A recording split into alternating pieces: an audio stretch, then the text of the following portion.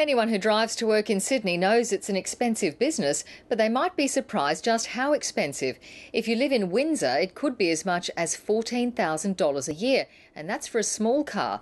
A new survey from the NRMA has shown just what Sydney motorists are paying, and it's big bucks. The NRMA is urging motorists to think bigger and buy smaller.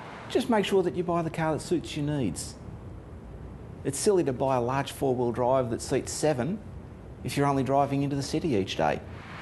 The NRMA has worked out how much it costs to drive to the city for work, calculating road tolls, registration, petrol, insurance and depreciation.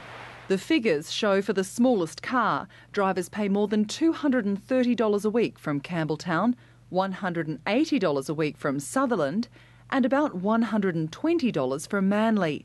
Commuters from Windsor are hardest hit, paying more than $280 a week in a small car.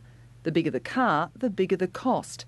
The same trip in a four-wheel drive is almost double the price. You're running at something around the $300 to $340 a week just to run the car into the city from Windsor, plus $100 in tolls. So it's a lot of money to be spending each week on a motor car.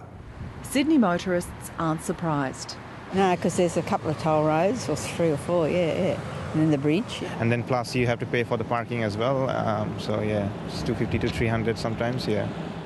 The NRMA is urging motorists to use its online calculator to figure out what their trip to work is costing. They're hoping these figures will help people rethink their commute, driving smaller cars or catching public transport. Letitia Lemke, ABC News, Sydney.